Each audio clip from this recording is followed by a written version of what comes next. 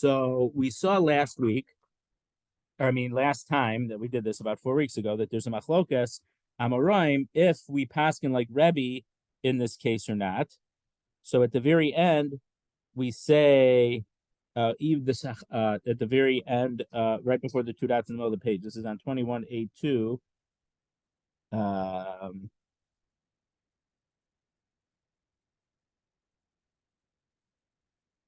It's in the middle of the second column.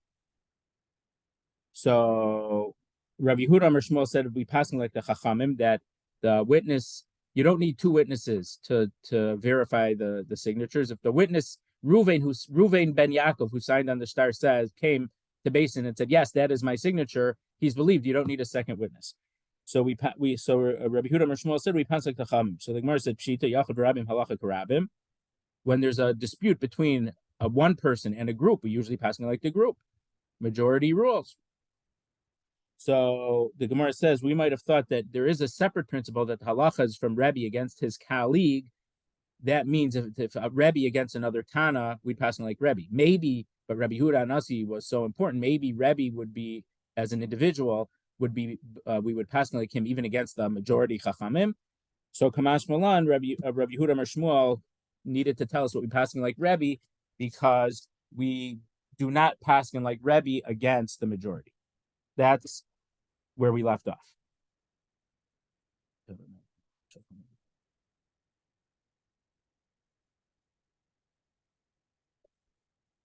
And again, if we would, because Rabbi Yehuda Amar Shmuel is saying we passing like a Chachamim, it ends up that if the two witnesses who originally signed that star come to Beis Din, they don't even have to testify about the second person's signature. Ruvain only has to testify about his own signature. Shimon testifies about his own signature, and we're done. The star is considered verified.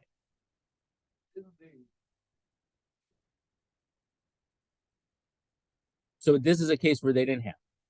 But we learned it, you're right, we learned in an earlier Mishnah that if they had a previously verified star that Reuven and Shimon had signed on, and the dayanim themselves can compare the signatures.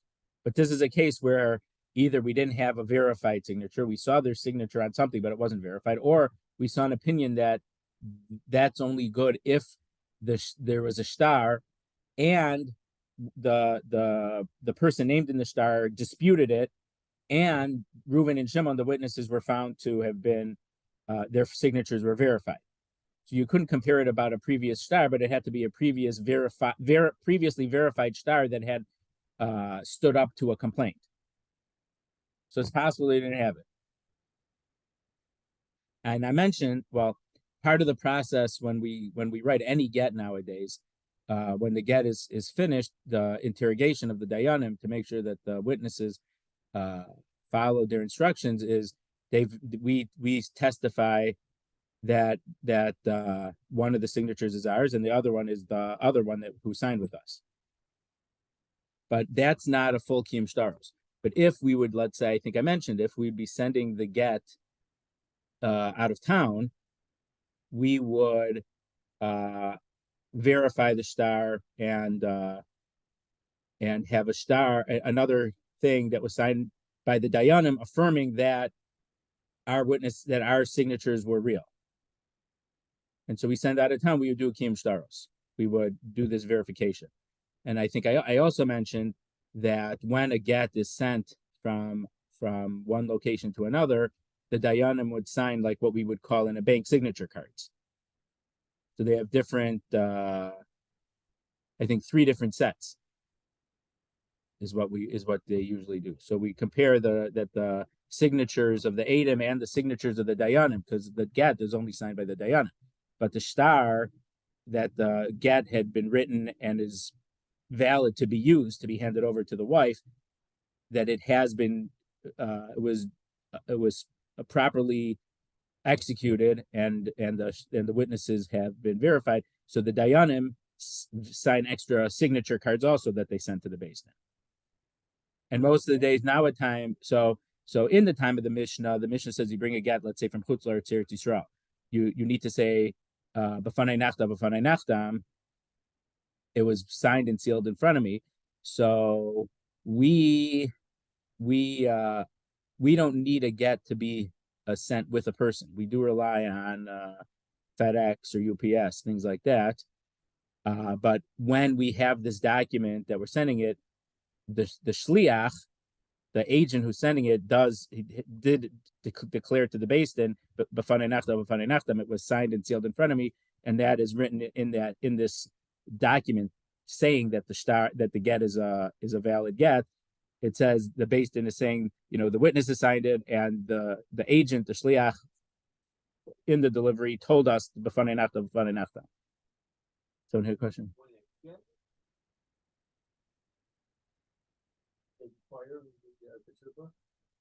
The dayanim always ask to see the ksuva. A lot of times people don't have the ksuva. It's funny nowadays, like, the importance of documents, and like you said, oh well, I lost my. No, because the point is that in the case of divorce, the ksuva doesn't have any value anymore. So the reason is no. So that according to many opinions, even if there was never a valid marriage, but there was, let's say, what appeared to be a common law marriage, they're halachically married, so they should have a get.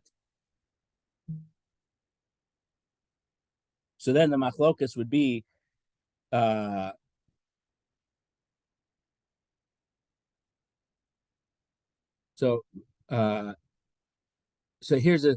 if there was only a common law marriage, and no religious ceremony at all, I hope I'm not saying this wrong. Rav Hankin, who was probably the biggest posek in America before Moshe Feinstein. So Rav Hankin Paskin, so he had a great grandson who was murdered by terrorists about 8 years ago in Israel. He was a young guy, about 30, and he had written a lot of stuff. He was just starting a PhD in halacha history. He was probably going to write a real biography about the Chafetz Chaim, not Misas allegedly attributed to the Chafetz Chaim. But he had compiled and was writing a lot of stuff about some different stuff, and they keep publishing a book. His family, his grandmother even, and his grandfather passed away a year and a half ago, whatever. But excuse me, his father. Wait. So the daughter or granddaughter? Right. So Rav Herzl Hankin was Rav Hankin's grandson. And so right now I'm not remembering. I think Atam, the one who was murdered, I think was his youngest son, or possibly grandson, but I think it was his youngest son. So Rav Herzl Hankin, or Yehuda Herzl, or whatever, and his wife, I think Chava, so she's no slouch either. Right. So she also was preparing some of these manuscripts that Rav Atam had written for publication. So a new one just was published by Moshe Rav Kook a few months ago.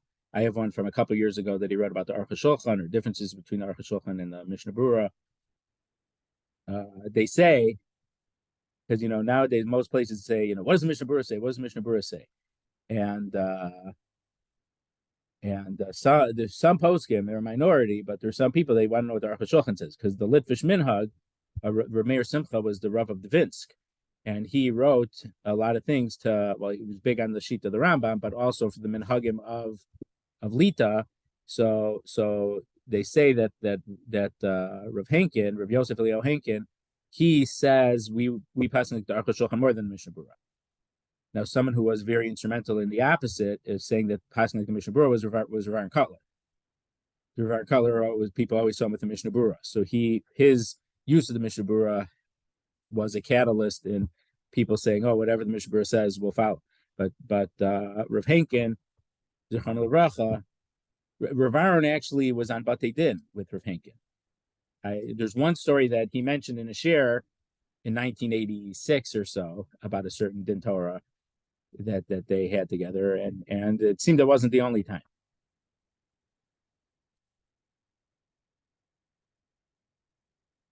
So I don't know why I started talking about Rav Eitam Hankin. But oh, you were talking about the shtaros. So Rav Hankins, if I'm not mistaken, Rav Hankin said Paskin that if there was a common law marriage, you definitely require a get, and if the woman would marry someone else, whether with a religious ceremony or not, the fact that that people knew that they lived together was no secret. It was they that established a marriage relationship, and which could only be terminated by a get. And if she entered another marriage situation without a get, if she would have more children, they would be mamzera. Ramosha Feinstein was much more makel than that, and he said that if there wasn't a kedushin, we don't need a get.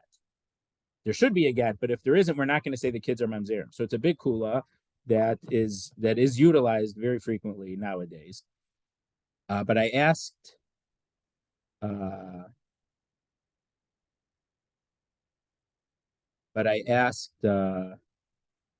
Rav Felders in front of the Bracha of Philadelphia. I said, but what if it was a reform rabbi or conservative rabbi?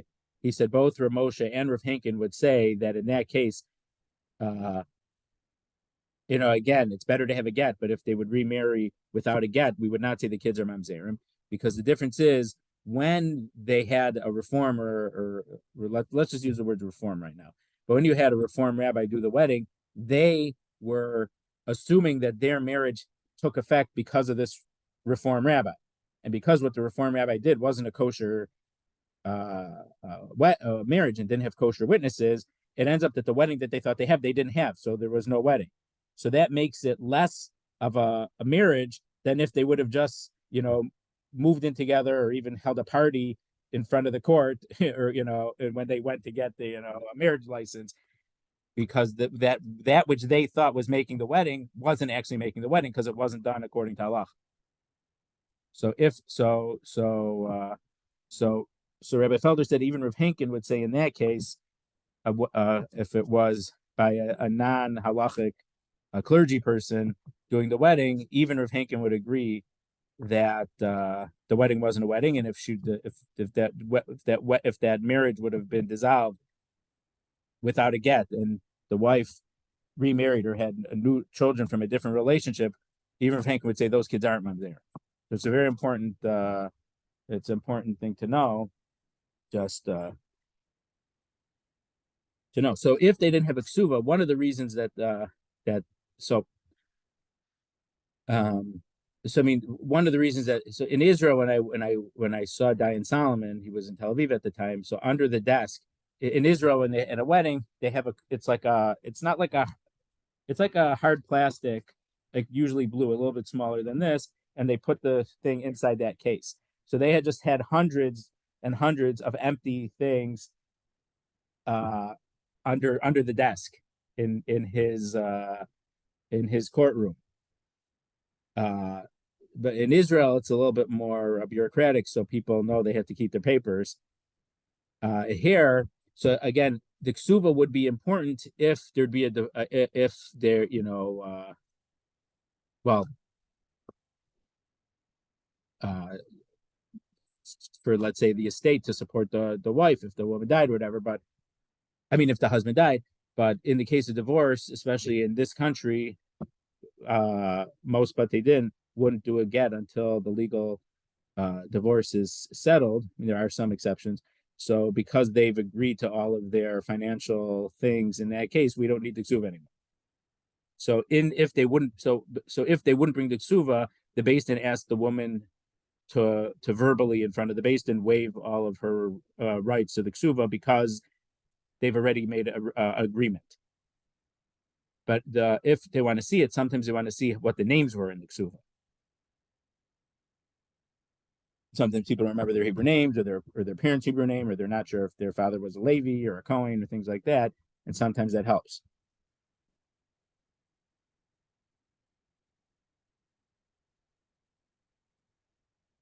Okay, so we're in the middle of Chafav Aleph Aleph Aleph, and it's 21A2, the bottom half of the right column. Simin Nach Nod Chat. So we have three Amoraim making statements, and in order to remember the order and who said what, we have this mnemonic Nach Nod Chat. Amrli Rav Chinana bar Chia Rav Yehuda. So Rav Chinana bar Chia said to Rav Yehuda, So Rabbi Yehuda was the one who passed in like Chachamim. The Amila Rav Huna bar Yehuda Rav Yehuda. Some say the statement was made by Rav Huna to Rav Yehuda. The Amila Rav Chia bar Yehuda Rav Yehuda. And some say it was Rav Chia bar Yehuda to Rav Yehuda. Umi Amar Shmuel Hachi. So Rav Yehuda said the name of Shmuel that we pass in like the Chachamim, that the witness is believed to just to testify about his own handwriting, his own signature, and he doesn't even have to testify about the other witness's signature. So did Shmuel really say this? But how who starred the nothing beidina to Shmuel? There was a certain star that came from the basin of Shmuel. Haviksiv Bey made the Asur of Anan Barchia, the Isid Achasimos Yedei, the Irchad, the Adachad the Ime Umar of Hanan Barabba.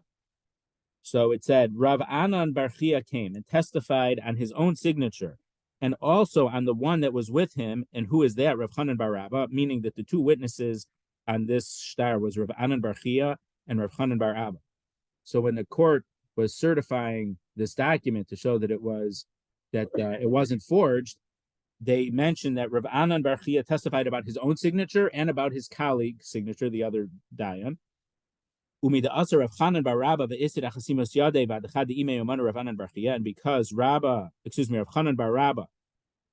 testified about his own signature and about his colleague's signature, Rav Anan Barchia, we have permitted this to say, meaning we were saying that it is a valid star, and we were mekayim it. We found it to be verified, or we're verifying it as it appears, or as is proper. So the fact that Shmuel's based in himself, seemed to verify it because we had the witness testifying about himself and the other witness's signature. But if Shmuel Paskin if this would be in accordance with Rabbi, but you Rabbi Yehuda said that Shmuel said we Paskin like the Chachamim, so Rav Anan only needed to testify about his own signature, and Rav Chana bar Rabba only needed to testify about his own signature. For the fact that Shmuel's own Beis Din certified it with this text makes it sound like Shmuel Paskin like Rabbi. That's the question. So Amarle, Rabbi Yehuda said, "How started the Asmi Haba?" That was a star that was against orphans. It was to take money from a estate of a deceased person, and his kids were minors.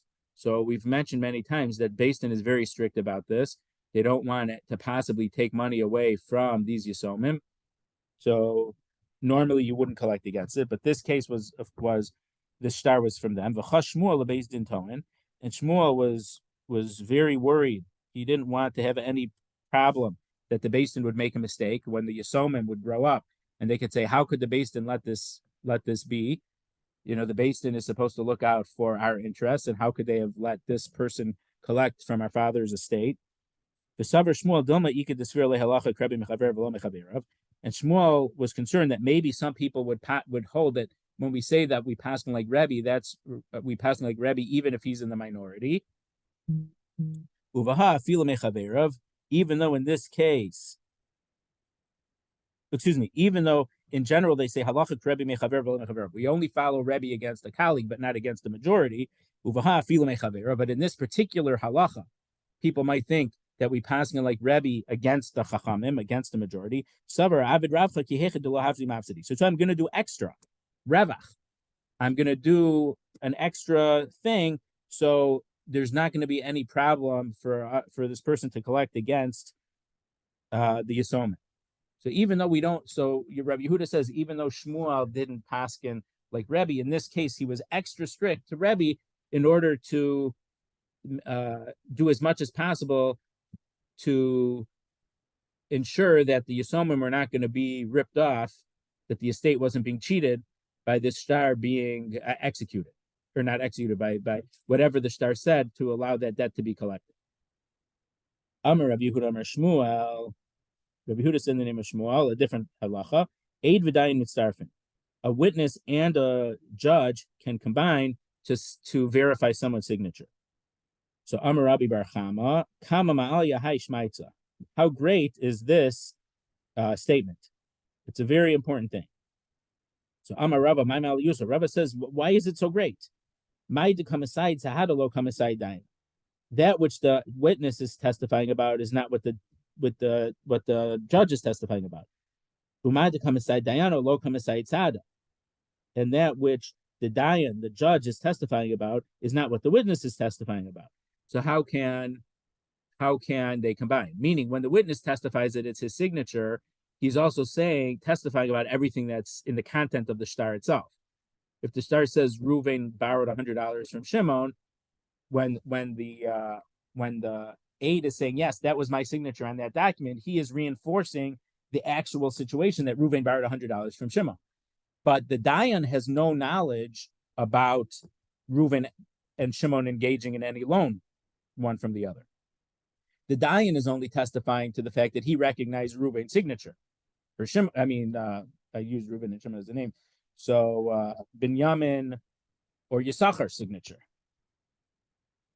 So how can they testify? Because one is testifying on the actual transaction that the loan is talking about, and one is only talking about a signature. They're not talking about the same thing. That's what Rava asked.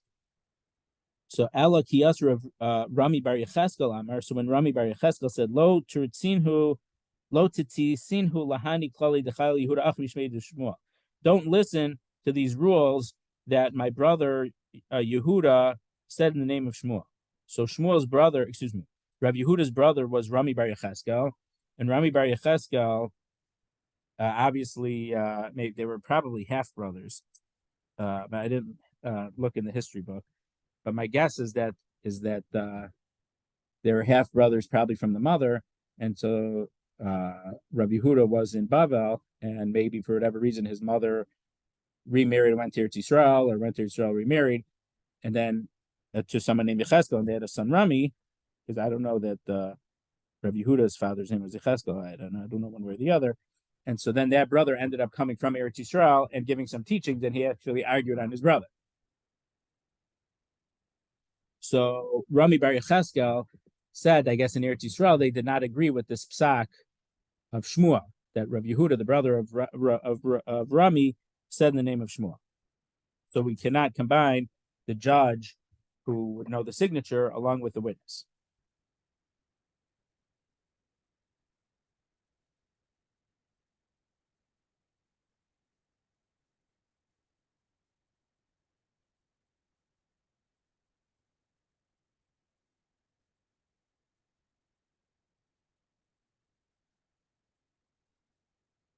Rashi says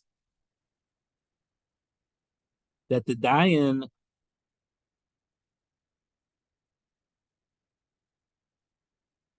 Rashi is saying that that the dayan here isn't saying that he knows not directly that the star that he's recognized the witness's signature, but Rashi says that the dayan is saying that we know that this star was already verified.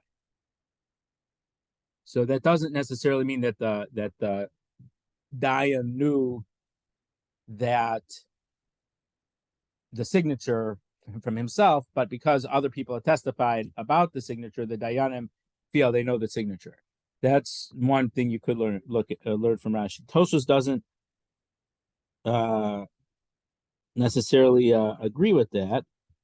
Tosfos says that because if the dayanim are saying we know that this is already a verified star, that means that this is a verified star already, and Rami is saying you don't believe the dayanim in this case. So then the question is, what good is a verified star? According to that, it seems that a verified star is just like a regular star, it has no special believability just because it's been verified already.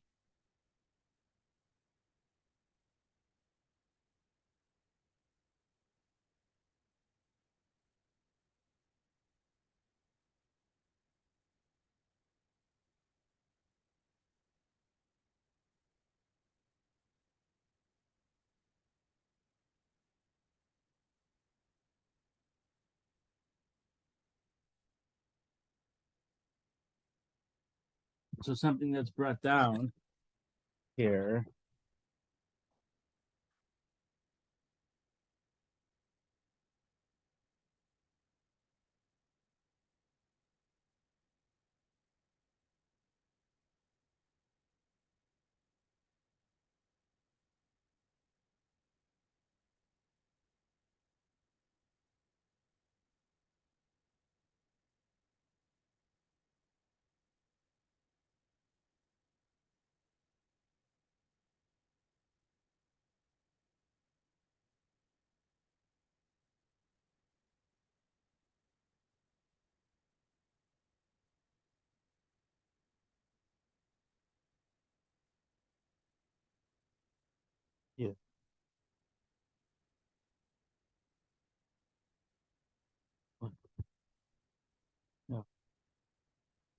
Yeah, why? What's wrong with it?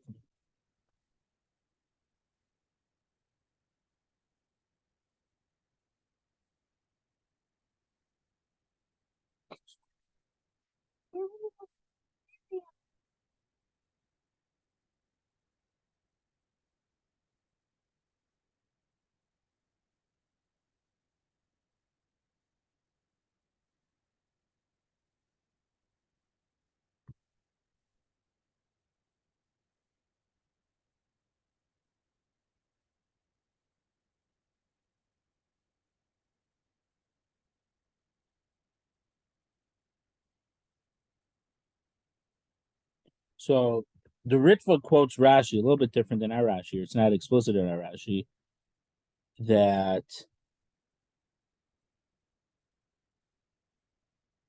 aid v'dayan mitzdarfin is that the witness is testifying about his own signature, and the dayan is also one of the dayanim is also testifying on on his testimony.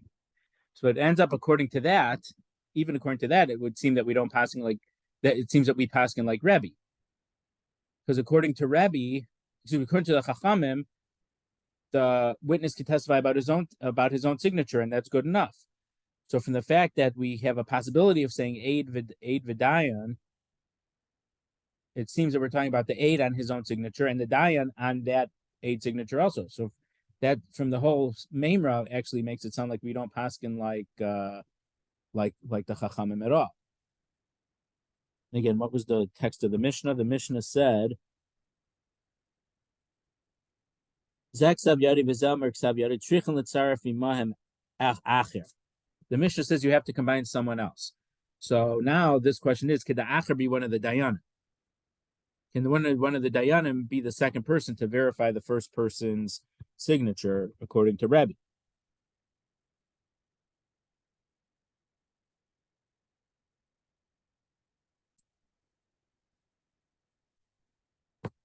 So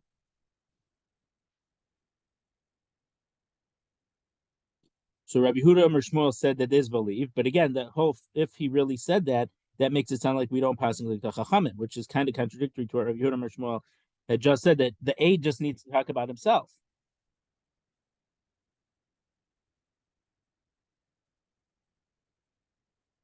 Okay, so now the top of Chafal from the Beis. Ikla Rav Noi, Achoid Reb Chia bar Abba lemizban shumshmi. Rav Noi, the brother of Reb Chia bar Abba, went to sell to buy sesame seeds. He was going to make what's it called?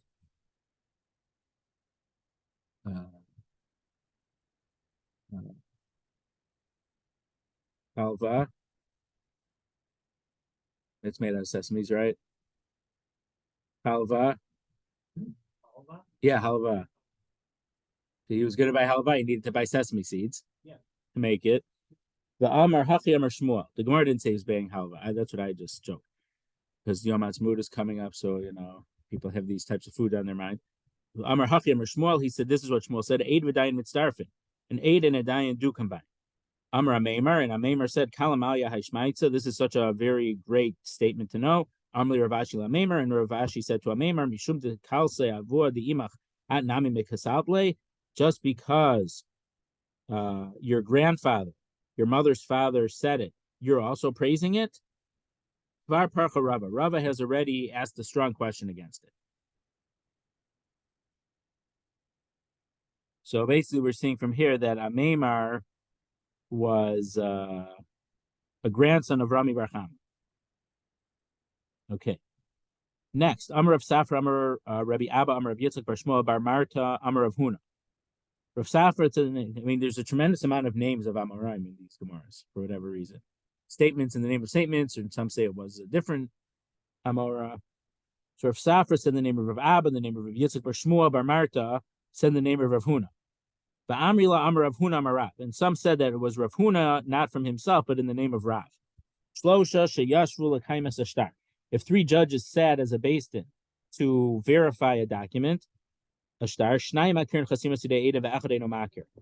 of the dayanim recognize the signatures of the witnesses, and one of the dayanim doesn't, what can you do? So So before the dayanim sign their verification statement, me'idin b'fanav achosin, the two dayanim who recognize the signatures, they would literally, I mean, so dayanim sit together.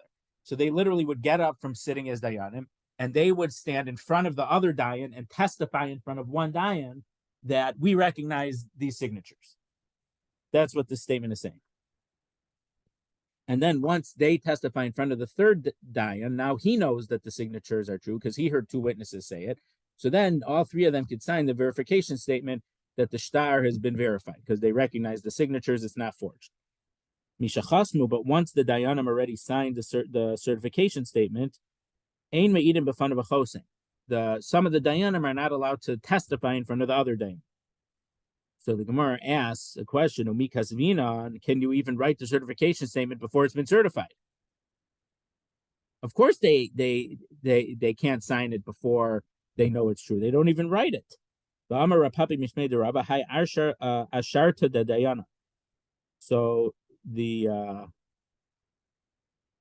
I don't know, in modern Hebrew, an ishur is like a certificate.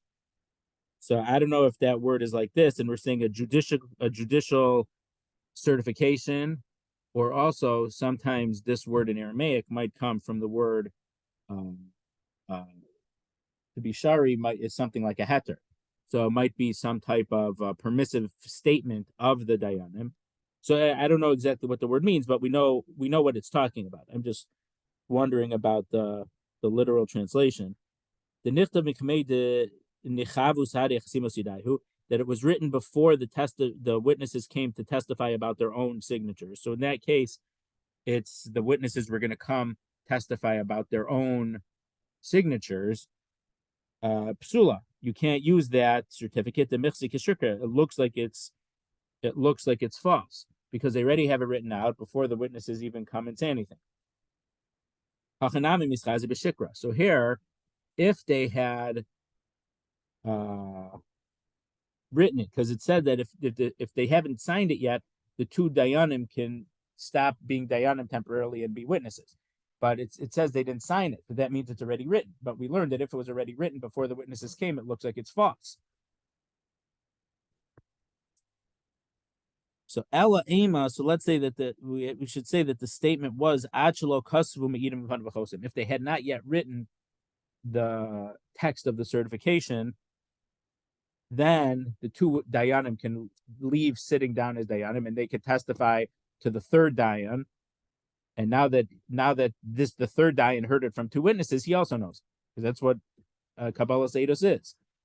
When two witnesses tell us something, the Torah says we believe them to what they say is true. So these two dayanim already knew that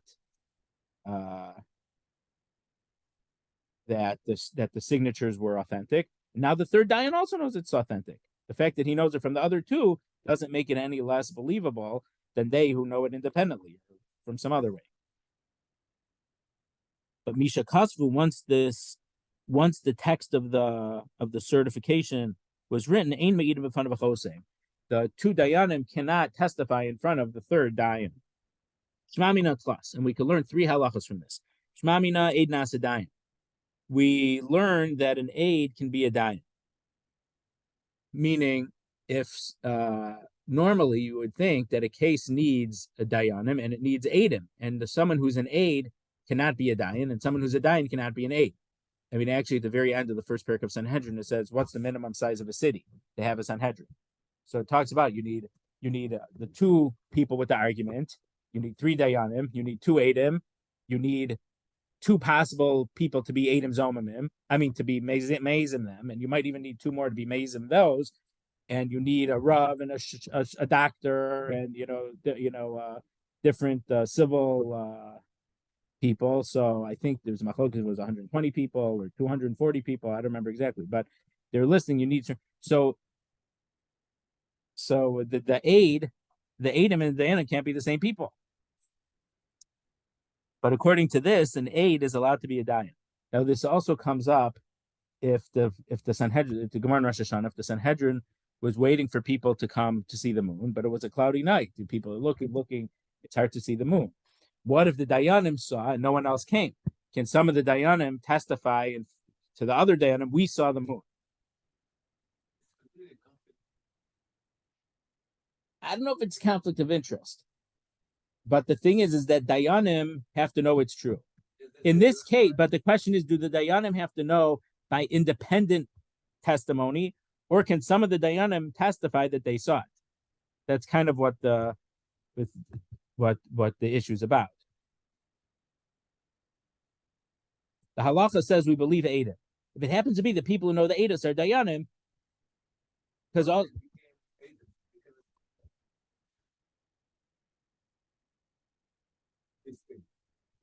there is a similar drasha by that. I think it's on Daf Vav in Makos, and I think it's also on Daf Yod or Testament Beis in Sanhedrin. That the question is, let's say on the street, one person came up to someone else and hit him with a baseball bat and damaged him, gave him a concussion. He became sick. He lost, he couldn't go to work. He had doctor bills. Let's say that happened. Let's say two people on the street who happened to see it were brothers. Now, two brothers who see something are relatives. So the question is, just because two people happen to see an event, does that now mean that everyone who saw the event are disqualified to be witnesses because two of the people who saw it were disqualified to be witness? So someone on Amora, I don't remember who it was right now, said, according to that, if Reuven killed Shimon, he walked up to Shimon and shot him face to face. So then, if Reuven kills Shimon, Reuven shouldn't be able to be killed either because Shimon saw Reuven do the crime, and Shimon is related to himself, so Shimon would disqualify all the other witnesses. Do you understand the point? Similar to what you're saying, a similar logic. So the Gemara says, I think, has two answers, and the second answer is it's Exeris HaKasuf. Witnesses are witnesses. The parties themselves who did the action, whatever, they're completely not part of the group of witnesses. So it's true, Shimon witnessed himself being shot because he saw Reuven lift up the gun, pull the trigger, and now Shimon's dead. Shimon saw it happen. He's a witness, but he's a relative to himself, so he would disqualify all other witnesses. Reuven would never be able to get punished. So they have Exeris HaKasuf that the witnesses are not the people who are the parties in the situation itself.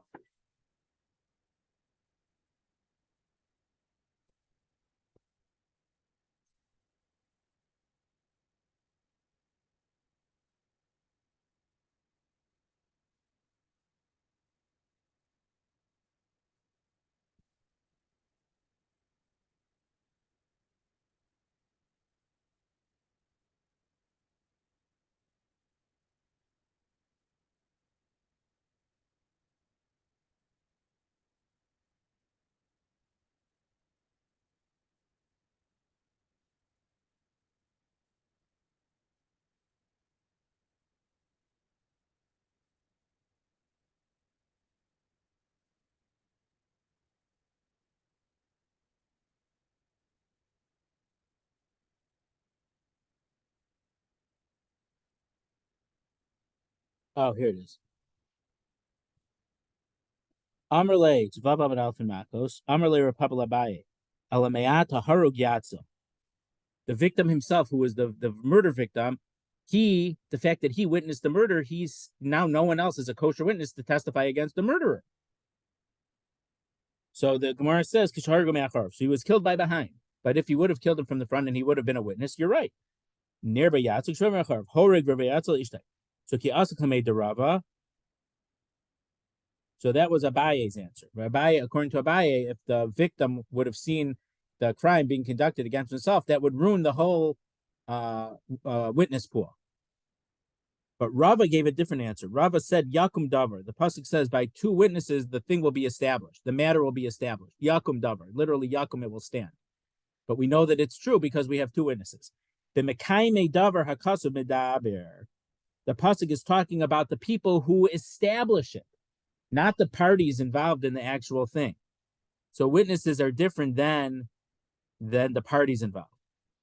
So what your question was, you're bringing up a good point. If they're testifying, they should be disqualified from being judges. But the thing is, judges have to know what happened. Normally, judges weren't there; they don't know what happened. So you need witnesses to tell them what happened. But if the dayanim themselves were witnesses, shouldn't they be believed? They know what happened. They don't even need eidos, right? But the thing is, since the base needs to hear eidos, the question is, can the dayanim stand up from sitting as dayanim and go tell the remaining dayanim or dayan, this is what we saw, so now he knows it too. It's a little different than this. But this is an important Gezeres HaKasuf from Rabbi.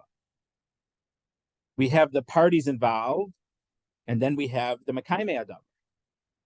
So it is a machlokas if the aid could be a dayan or not.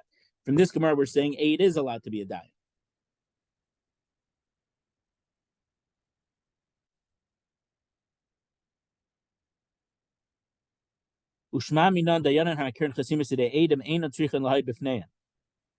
We also learn from this halacha that if dayanim themselves recognize the signature, they don't need separate witnesses to testify as to the validity of the signatures.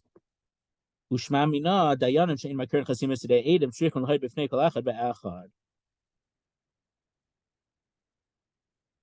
if dayanim don't know the signature of certain testimony, we need to testify in front of each and every dayan for them to know that it is true. So meaning, if one dayan knows, could he now tell in capacity of dayan, whatever that might mean? That's a little bit of a different discussion. We're not going to talk about. He's not believed to tell the other dayanim. Each dayan, all the dayanim would need to know through witnesses.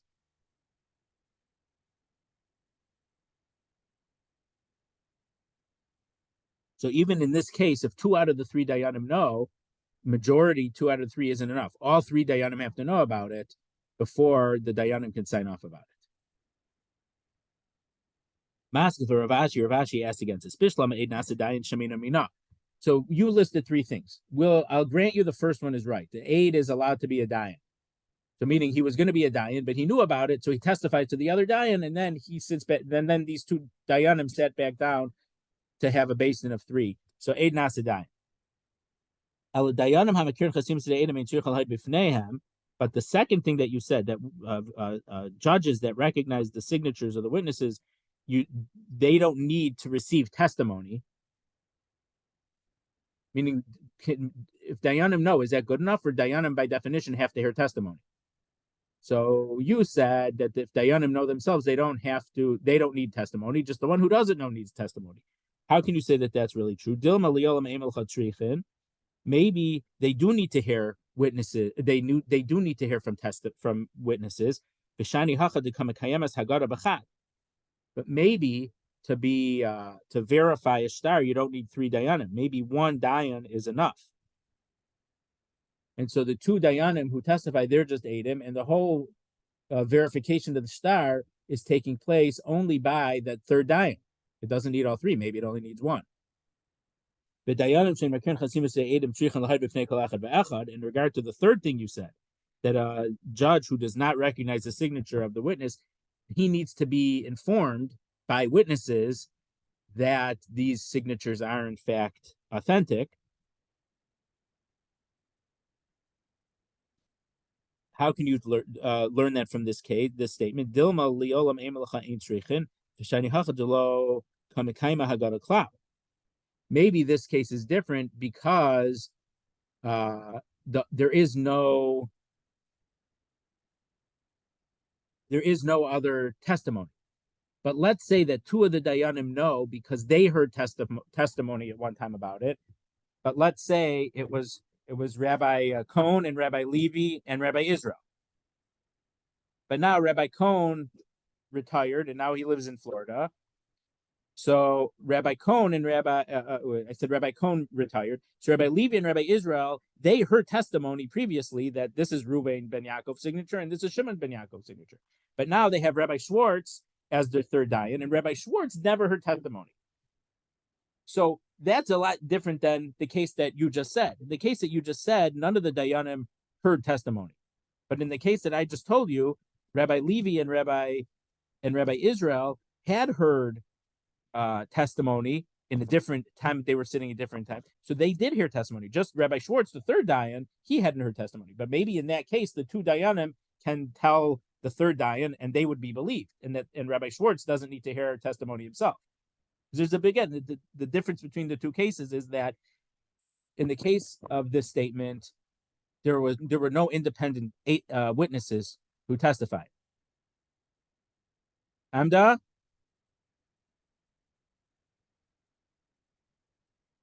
We only know about it because the two dayanim tell the third dayan. But if the two dayanim know because someone had testified to them, hello?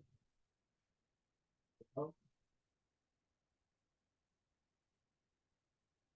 But in the case I just said, Rabbi Levi and Rabbi Israel heard testimony, but the third member of their basin is retired or passed away, unfortunately, whatever. So he didn't hear, but they know it because they heard testimony about it. Maybe in that case they are allowed to tell the third dayan.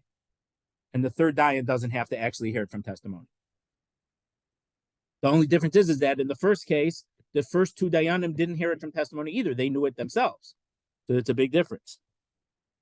So Yosef Rabbi Abba v'kamar leila hashmaitz and the Eid Nasadayan.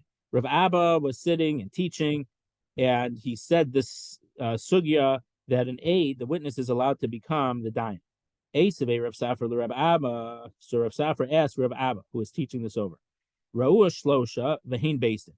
So this is the Gemara I mentioned a few minutes ago. The Gemara in Rosh Hashanah says, if three people saw the new moon and they were the beisin, Yamdu Shnaim Yoshivim Mechabrem Eitzel Hayachid. So those two dayanim should stand as witnesses, because there's a Gemara in I think the 5th parak of Shavuos that the dayanim sit, the witnesses have to stand. So two of the dayanim should stand in front of their colleague. They should grab two other people, because normally around the Sanhedrin there were Talmidim who were learning. So in that case, they should grab two of the other people, put them with the third remaining dayan. So that dayan now has two other people with him. So that's a basin of three. And two people who were originally dayanim, they testify in front of this basin. V'yomer mekudash hayom v'ya'idu b'fneihem. So these two dayanim are going to testify in front of the other people. V'yomer mekudash hachodesh mekudash. And then the Basin, it sounds, say that the month is sanctified, the month is sanctified. Because an individual judge is not allowed to believe, to make this declaration himself or to receive the edus, whatever it is. The Isa kedaitach the aid nasa dayan, and if an aid is allowed to be a dayan, lamali kuli hai. Why do you need this whole thing where you're taking two of the junior people or talmidim and making them on the basin? So let them tell the third dayan, and then let them go back sitting next to that dayan, and they, as the basin, should say mekudash mekudash. From the fact that the Mishnah doesn't say that shows that ain't aid nasa dayan. A witness is not allowed to be a dayan. So Amarle, he answered, Afladi kashali. This was also, I had the same question. Ushilti Rav Yitzchak bar Shmuel bar Marta, and I asked Rav Yitzchak bar Shmuel bar Marta, Rav Yitzchak Rav Huna l'Rechia bar Rava, and Rav Yitzchak asked Rav Huna the question, and Rav Huna asked Rechia bar Rav, Rechia bar Rav l'Rav, and Rechia bar Rav asked Rav himself. So Rav was the very first generation of Amoraim. Rav himself was a Talmud of Rabbi Huda Nasi, and sometimes Rav has the status of a Tana. So when Rav says things, it's very, carries a lot of weight. Don't ask me questions from declaring a new month, which is a Torah law, to verifying a star, which is only rabbinic. So obviously we're much stricter in something that's diraisa, that's a drabanan. So we can hold that aid nasa dayan, but in case of Rosh Chodesh, we don't want to rely on. Rabbi Abba, Rav Huna, Rav. Rabbi Abbas in the name of Huna, Rav. Shlosha sheyashul kaimis ashtar v'kar ir al achad mehem. If three dayanim were going to verify a document, and then someone had a certain complaint against the one of those dayanim that they weren't fitting to be a judge, ad shelo chasmu, before the other judges signed the verification, they can testify about it that he is a they could testify about him to another beis din that he is kosher to be a witness, and then he could sign the verification also. But once he already said in they can't testify that he is good to be a judge and sign. So ir demais. So Gemara says, what kind of complaint are people bringing up against the judge? Ir de gazlanusa. If they're saying that he's a thief and he stole, so if someone said stole, we can't believe it. They said he didn't steal. Well, they weren't there when they saw that, so they don't know that what the other witness saw. They can't talk about that.